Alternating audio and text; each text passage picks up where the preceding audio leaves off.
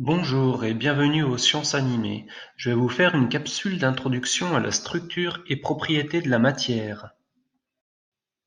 Qu'est-ce qu'un atome? Les atomes sont les constituants de la matière sur Terre. Toute matière solide, liquide ou gazeuse est formée par une infinité d'atomes. L'atome est microscopique, on ne peut pas le voir à l'œil nu. Classification périodique des éléments chimiques.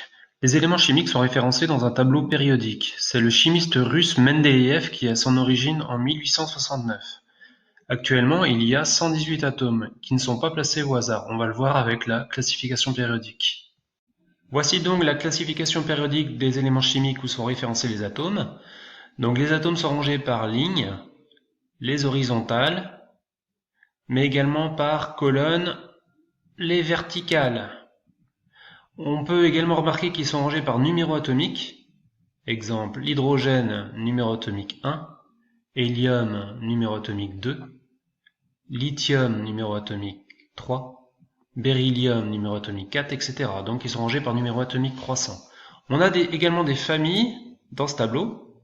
Donc on a la famille des métaux alcalins, la famille des alcalinotéreux, les métaux de transition, donc ils sont au centre, les halogènes, l'avant-dernière colonne, et les gaz rares, la dernière colonne.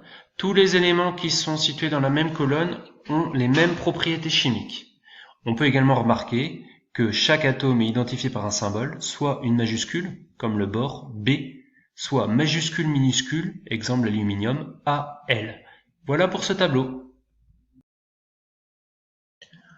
Un atome est constitué de deux parties, la première partie étant le noyau, la deuxième partie étant le nuage électronique. Dans le noyau, on a deux types de particules, les protons chargés positivement et les neutrons neutres. Dans le nuage électronique, on a des électrons qui sont chargés négativement. Dans cet exemple, l'atome de lithium, on voit qu'en partie centrale, on a un noyau avec 7 particules, dont 3 protons, 4 neutrons, un nuage électronique avec 3 électrons qui gravitent autour du noyau. L'atome de lithium peut se mettre sous la forme Li7,3.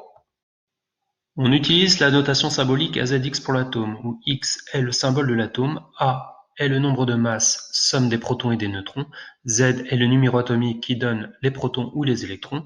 On peut dire que l'atome est électriquement neutre car le nombre de protons est toujours égal au nombre d'électrons. Pour écrire le symbole d'un atome, on peut utiliser deux façons. Donc soit le symbole d'un atome est une lettre unique, donc c'est toujours une lettre majuscule, soit c'est deux lettres. Alors la première c'est une majuscule, la deuxième c'est une minuscule. Comment modéliser l'atome? L'atome est invisible à l'œil nu. Pour se le représenter, on va utiliser des boules de différentes couleurs. Le blanc pour l'hydrogène, le noir pour le carbone, le bleu pour l'azote, le rouge pour l'oxygène et le vert pour le chlore. J'espère que ma capsule a été un tantinet pertinente et puis je vous dis à bientôt pour de nouvelles aventures.